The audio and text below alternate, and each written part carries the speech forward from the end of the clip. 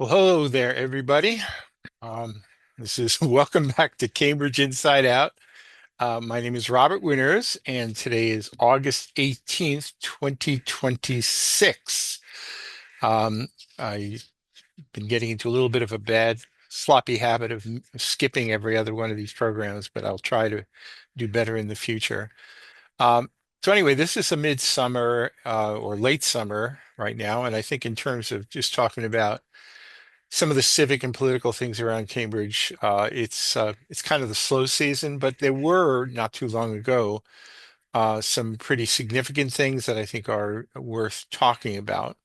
But before doing that, I wanted to just mention a few quick things, little one-offs here, perhaps that might be viewed as timely.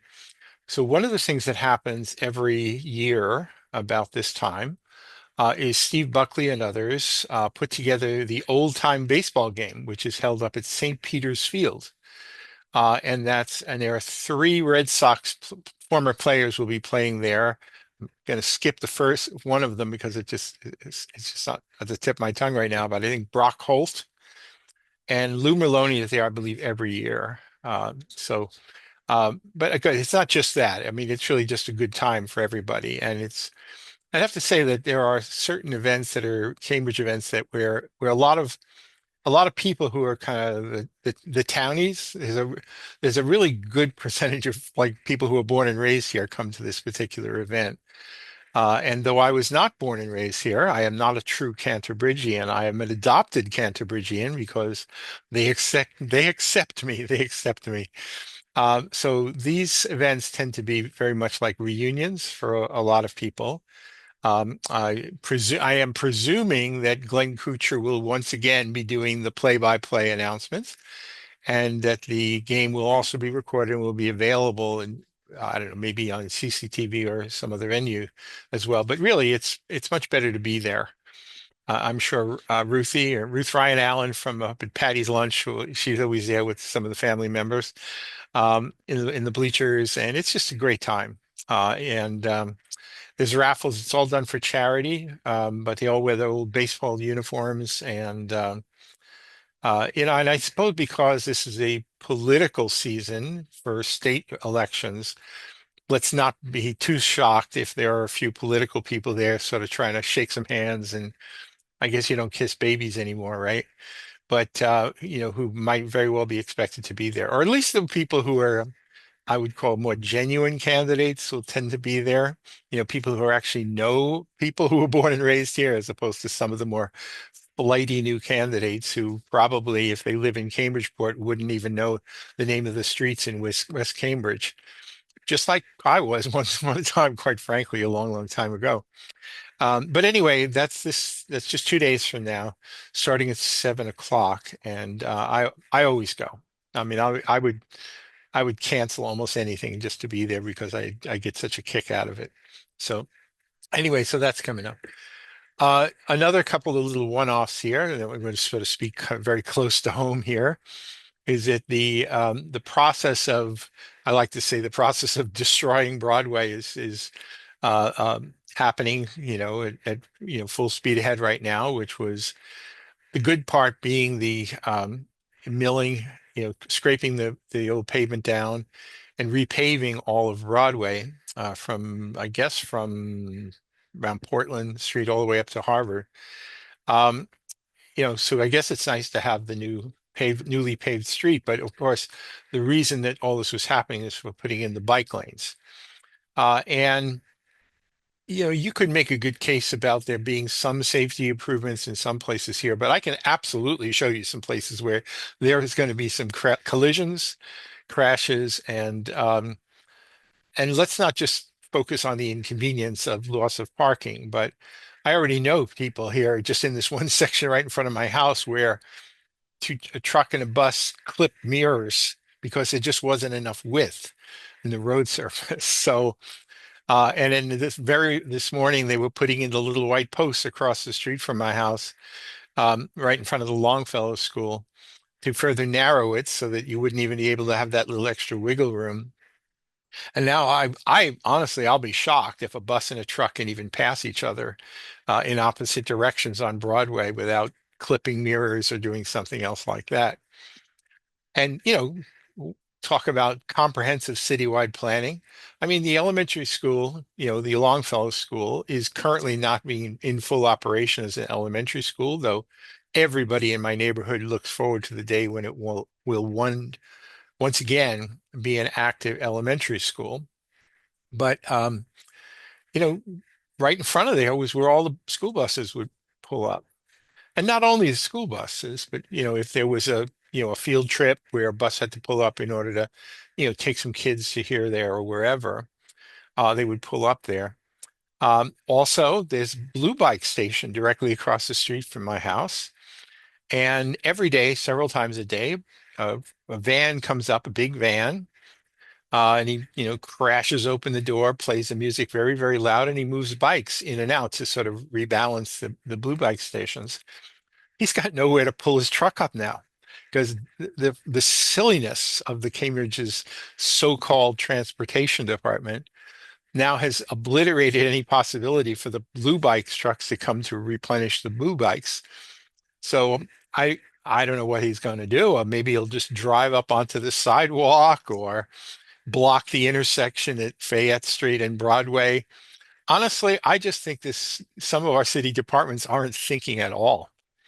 I also contacted them because they were putting those silly little white posts right in front of my house, and they located them exactly where the passenger side door would open, so that if you pull up, and believe me, you do not want to have in the very narrow roadway, you do not want to be parked out beyond the edge of the little, marked off parking space.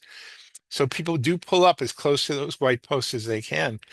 You won't be able to get out of the car on that side. I mean, so I just said, could you just maybe move the posts so they're closer to the ends of the car rather than right where the passenger side door is? Nothing. This is a city who loves to talk about community engagement. They don't. Let's be clear. This city does not engage with the public on most of anything anymore.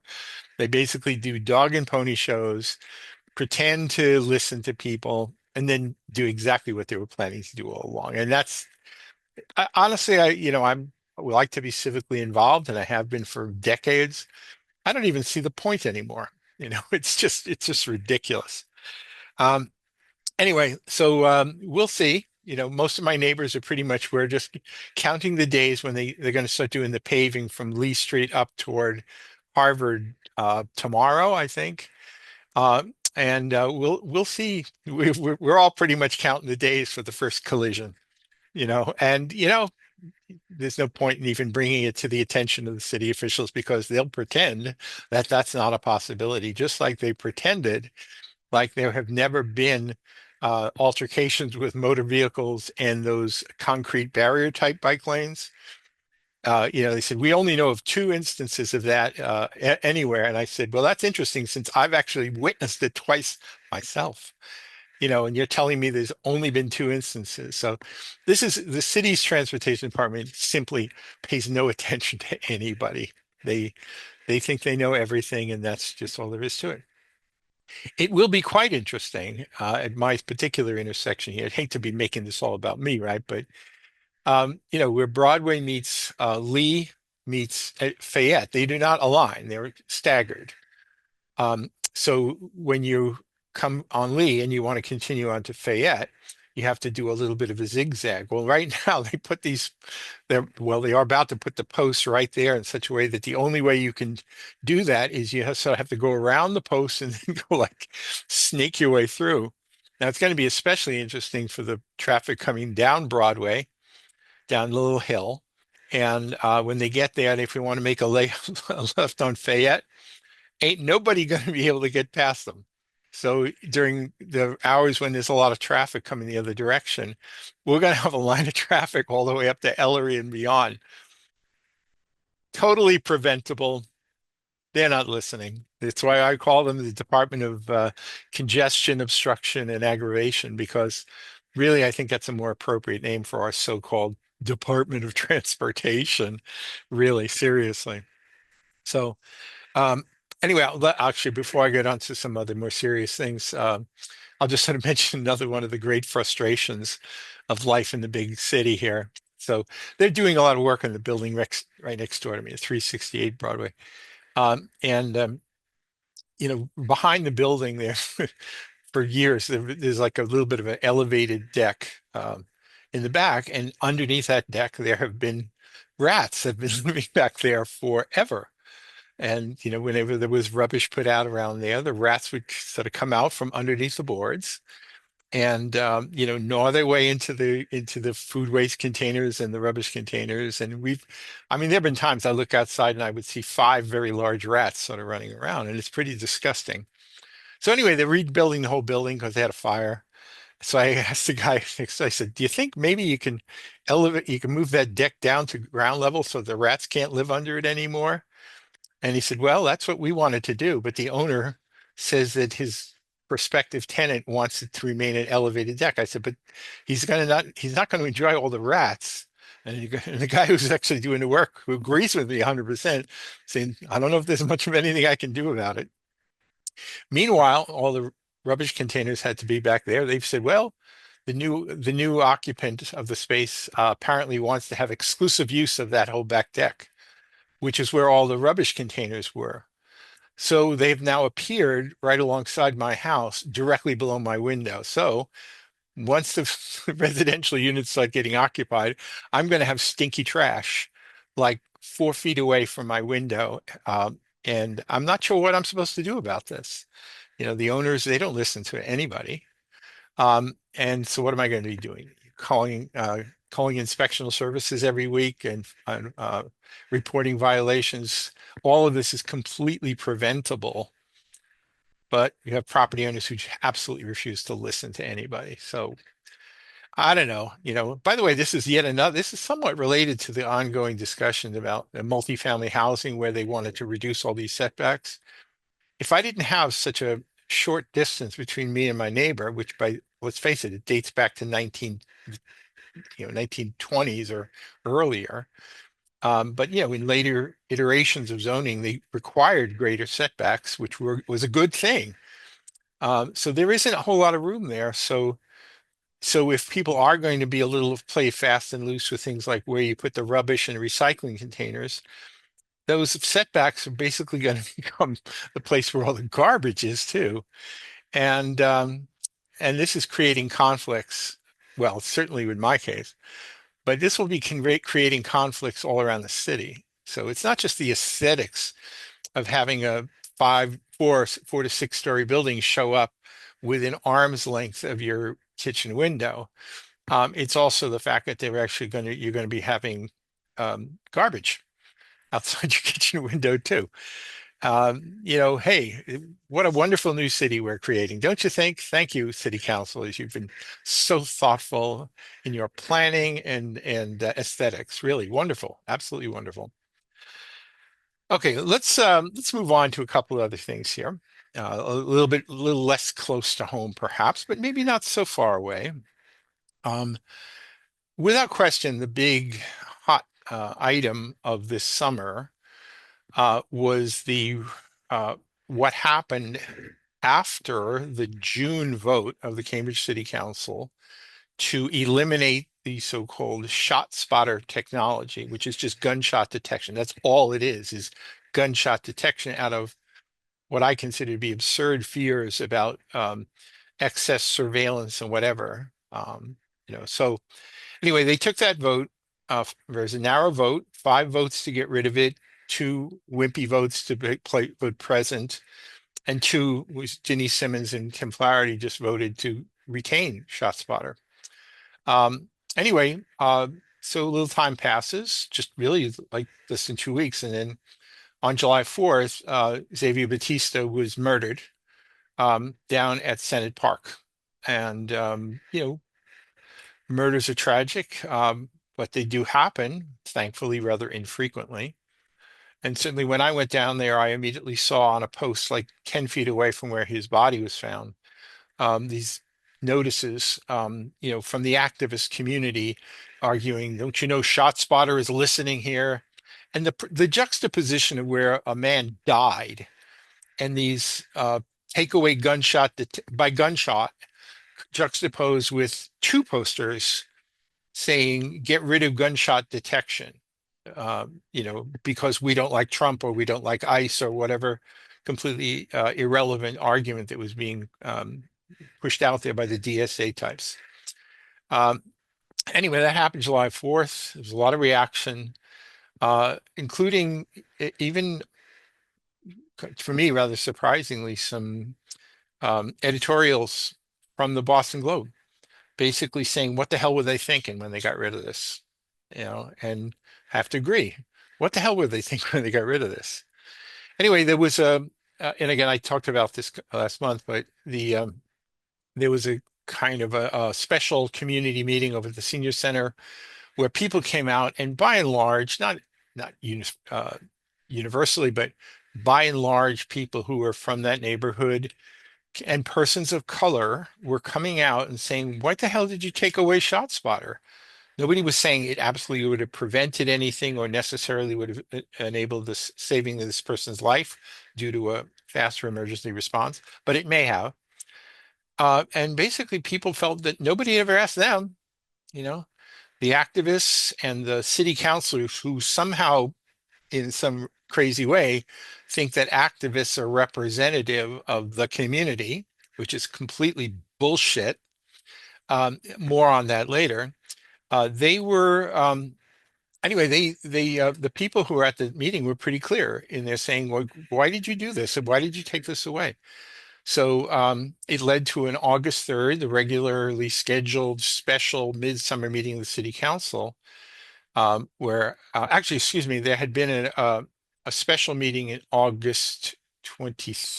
23rd, I believe, where there was which I did not talk about in the last program because it was before the meeting, where there was orders from Tim Flaherty and Denise Simmons basically saying, we think, especially in light of what had happened, that it is appropriate to bring back the ShotSpotter technology, at least on a provisional basis, until such time as some better technology or some more exhaustive evaluation could be done.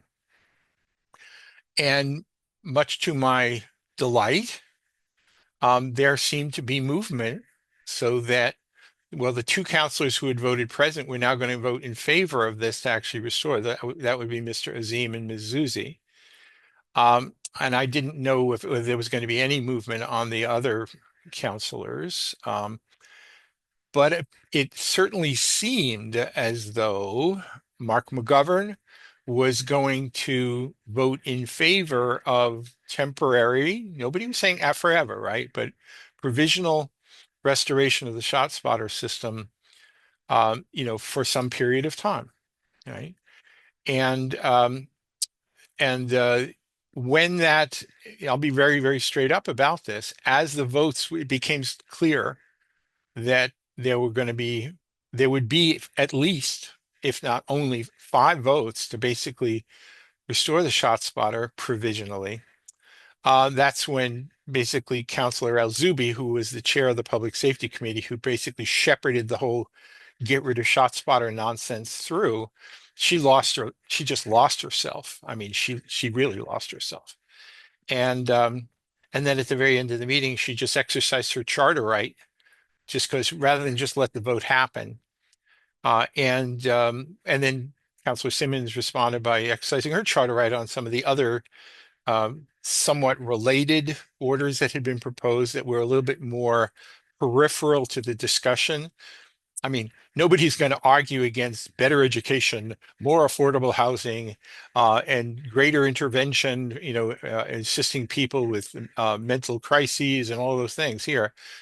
But the idiocy, really, let's just call it what it is, the idiocy of the rhetoric was that somehow all of those nice initiatives was somehow going to prevent some jackass from Canton from putting a bullet into a man in Senate Park.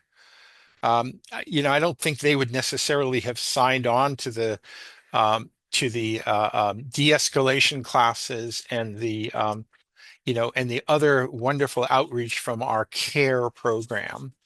All right. So honestly, all of those nonsense orders, even though I might have voted for all of them, right? But they were irrelevant to the matter at hand.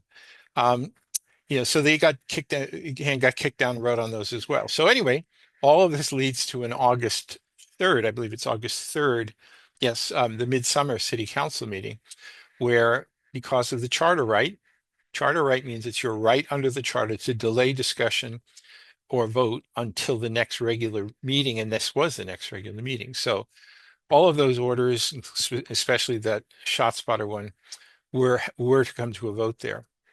Now, in my view, the right thing to happen would you should have just put that order through as it stood. The one that was drafted by Councilors Simmons and Flaherty, um, which was very, very clear. You could put in an extra clause or two here or take out a clause if it made you feel happier.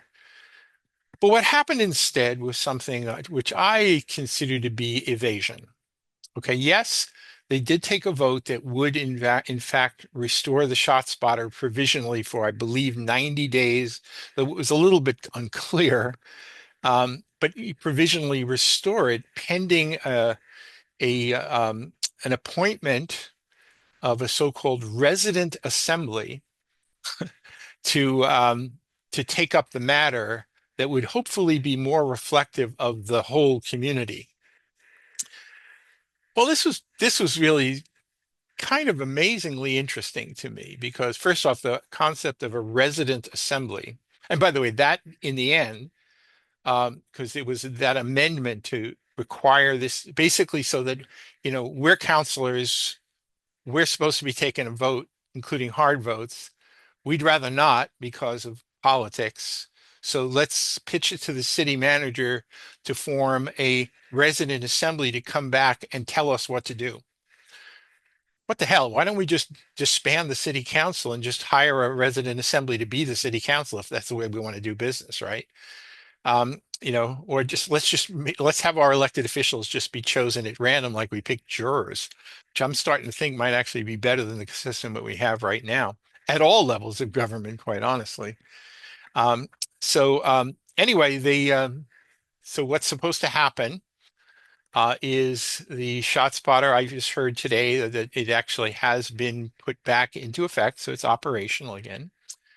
And then the city manager and one of its community engagement people are somehow supposed to pull a rabbit out of the hat and come up with some purely representative way. I mean, this is almost like we need the founding. Let's just bring the founding fathers back from the dead and have them reinvent a way of doing government here. So they're supposed to come up with a thoroughly representative and impartial group of 30 or more people in order to debate and listen to all the facts. But by the way, all of this has to happen within 90 days. Ain't gonna happen.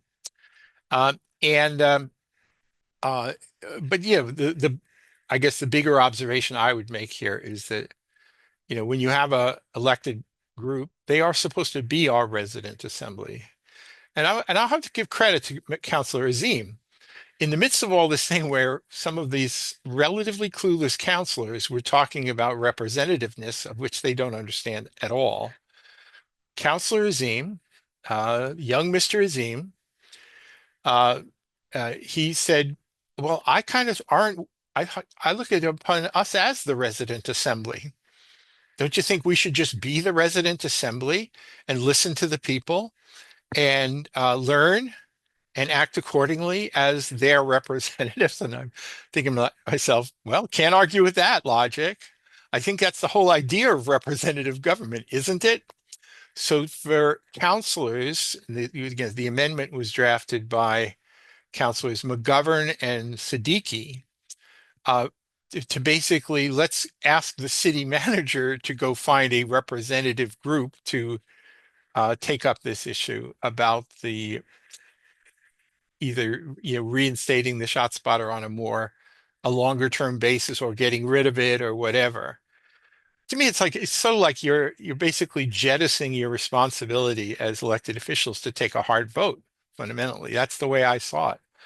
But I suppose I should say, since I was in favor of them restoring the ShotSpotter, I suppose I should be happy and say that, okay, it's working again, and so maybe if there is a gunfire incident, maybe, maybe it can be helpful. And by the way, let me just say, I mean, I don't mean to just go on and on forever about ShotSpotter because it's not really the be all end all.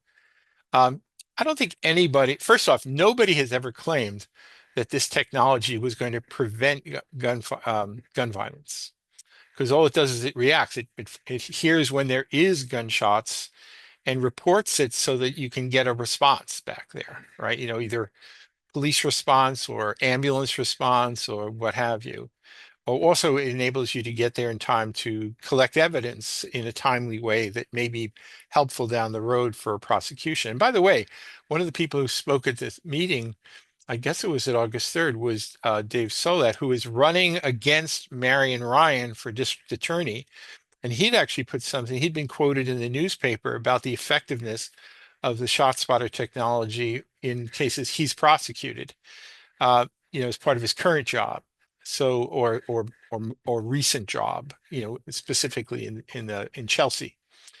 Um, so, um, so anyway, maybe we should all be happy that it's sort of in place here. But the truth is that it's just a tool. It's not the tool. I wouldn't be at all surprised if there's some, bright young man or woman at MIT who could probably come up with an even better system. Um, and if so, let's adopt that, and we can displace ShotSpotter from that, you know. But just getting rid of a technology because a bunch of activists told you a bunch of bullshit about how it was listening in on your conversations, and I mean, stuff that just is just patently absurd.